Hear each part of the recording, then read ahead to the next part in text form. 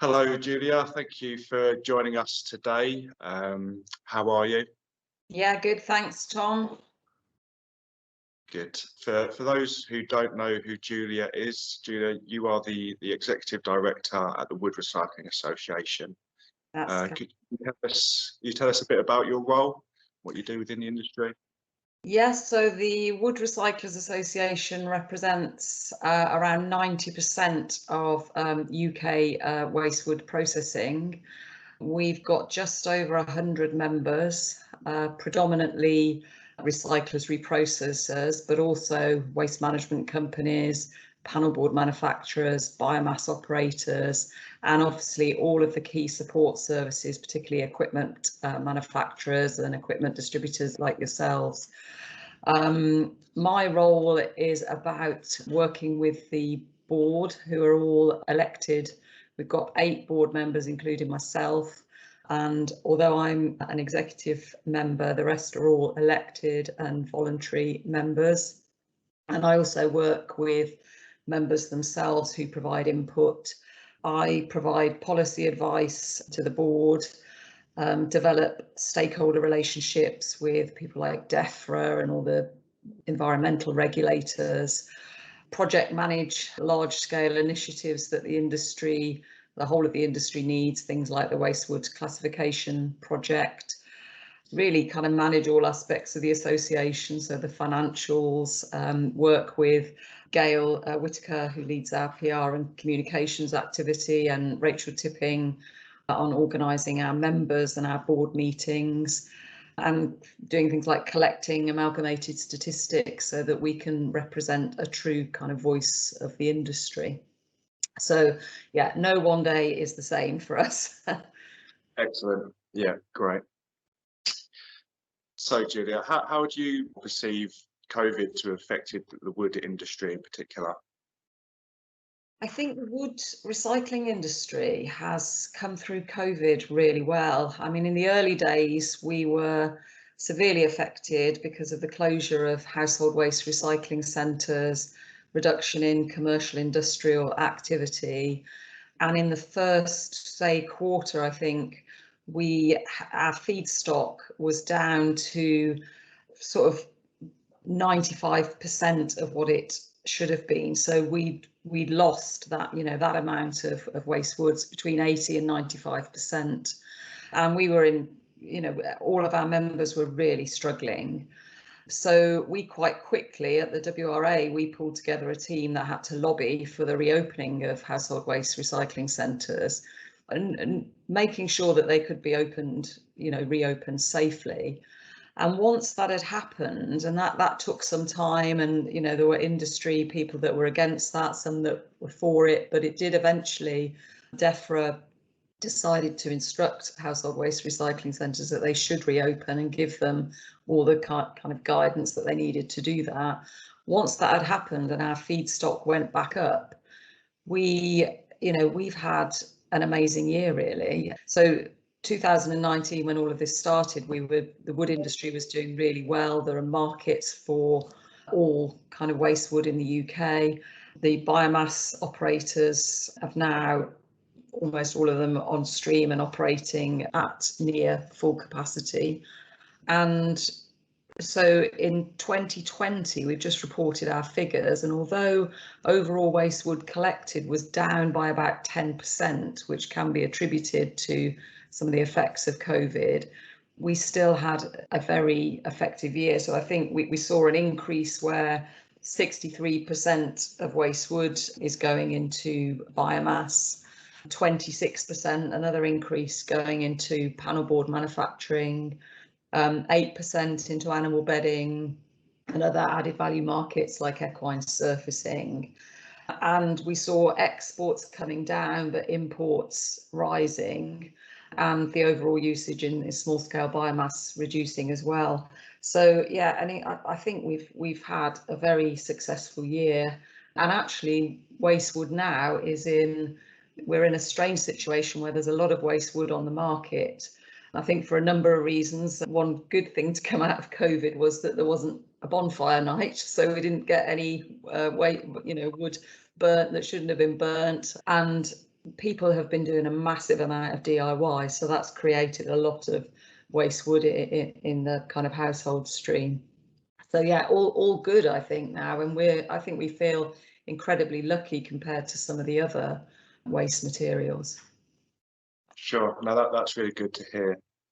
Do you think there'll be any lasting effects, either positive or negative, from COVID? I think our industry, we're now a lot more knowledgeable on where the materials are coming from. I mean, probably to be fair, our processors would know exactly where their material is coming from. But certainly for us as a WRA board, the household waste recycling stream, in theory, only accounts for 25%, or a maximum of 25% of wastewood arisings. So we didn't realise what an important stream it was. But for some members, that is kind of 70–80% of their feedstock. It just depends what their customer base is. And so for us, it's given us an insight into how important all of the kind of waste streams are, and that kind of one area that's affected can have a massive impact on our industry. And we need to be really quick to act to support our members to make sure that they come through it successfully.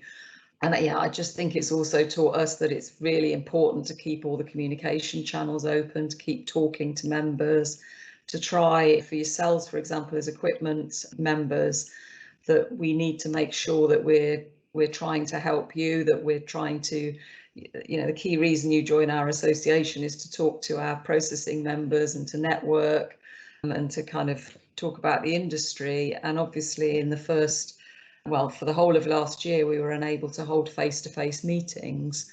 And so we've been offering webinars. We've worked out how to offer networking as part of those webinars. And fingers crossed, we're on for our first face-to-face meeting in July. So yeah, no, it's great to see kind of things getting back to some type of normality, and really looking forward to getting back to one of the WRA meetings in the summer. A key issue within our sector, of course, is the looming deadline of the red diesel subsidiary being scrapped. What are your thoughts on it being scrapped and the time frame? So the WRA were really disappointed that in spite of the consultation and kind of quite strong responses on that they've decided to go ahead with the scrapping of red diesel for our industry. We felt that it is going to have a massive impact. We talked to members and kind of scaled up what it would mean cost-wise. And we know that, for example, the overall industry costs are going to increase by circa £7 million a year. And for an average processor that's maybe doing 75,000 tonnes a year, that could be additional costs of £125,000. And this is really because there are currently no real alternative fuels for mobile processing equipment. So they would have to go back to white diesel. But also the kind of electric market is not really there yet. And so, yes, it's developing. And I think the industry, like yourselves, recognise that's where it will move. But we have to recognise that some of our sites, for example, are in locations where constant electricity supply, or, making sure your equipment can meet the electricity supply, is just not there. And so we asked for a delay or a kind of phased in approach over a 5-year period, which we think would have been much more realistic. And just time for manufacturers to develop the equipment that is going to help our industry to meet those requirements. I mean, there's no argument that longer term it's the right thing to do. It's just the time scale, I think, in which this is being introduced that's not right. But I don't think that's going to change. So we've got to kind of tackle it head on, really.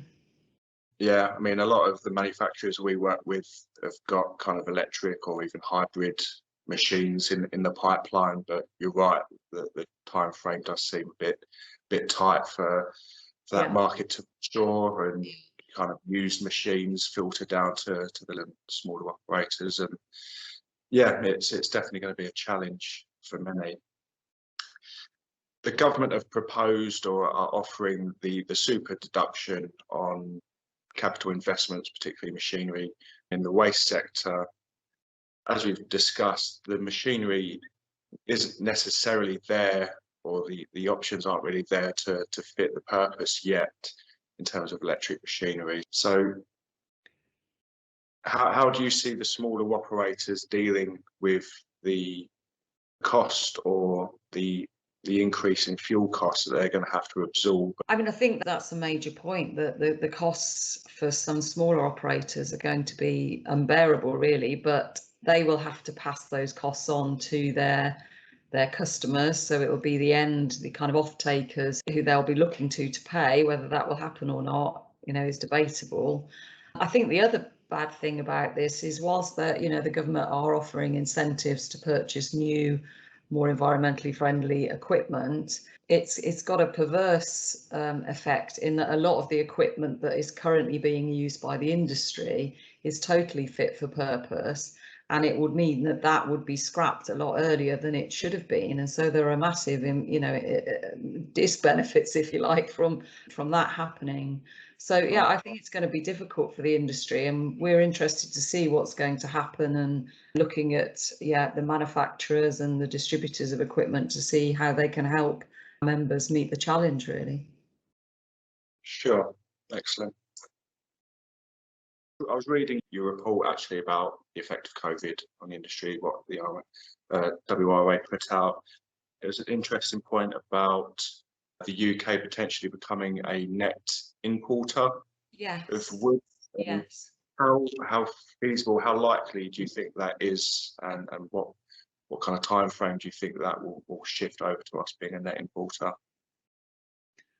I think it's very feasible that in 2021 already we will become a net importer of waste wood.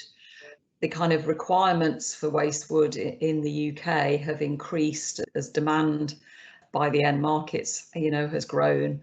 And we even saw obviously last year was different because there was a shortage, and so imports became even more important. But I think now that those channels are opened and we've kind of got through the period of EU exit and all of the additional paperwork and all of the mechanisms that were needed for that, and people have managed to overcome those, that they know that they can import, and they can import the material they need. So obviously, first and foremost, we need to use the wood that's created in the UK. But yes, next year, I think, well, not next year, this year, but when we report on our figures next year, I think we will see that imports are over in exports. We've already seen that exports in 2020 were down to 92,000 tonnes from 190,000 tonnes in 2019, and imports have grown from 20,000 tonnes in 2019 to 82,000 tonnes in 2020. So we're already moving in that direction, and I think 2021 will see that increase even further to a situation where imports have overtaken exports.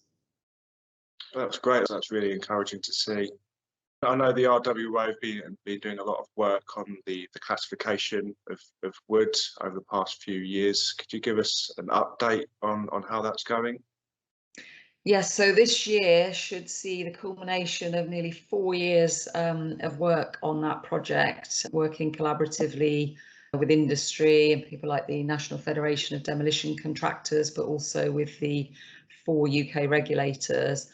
And we are in a really good position at the moment where we are currently working on, or at least the Environment Agency are working on, 2 new regulatory position statements, which will come into force when RPS 207 ends at the end of July. And we're also working with the 3 other regulators on how the kind of outcome of the work will be regulated in those nations too. But it should be a good outcome for our members. We obviously found that there was very little hazardous waste wood in the waste stream, and that certainly for household waste wood, that will continue to move as unassessed, non-hazardous. And on the demolition side, there will be further testing required to find out exactly what is hazardous and what isn't. Sure, making good strides there. That's really good. Well, thank you for joining me today, Julia. I found that very insightful, very beneficial. I'm sure our listeners will too. I look forward to seeing you at the summer meeting. And yeah, again, thank you for joining me today. Okay, thanks, Tom.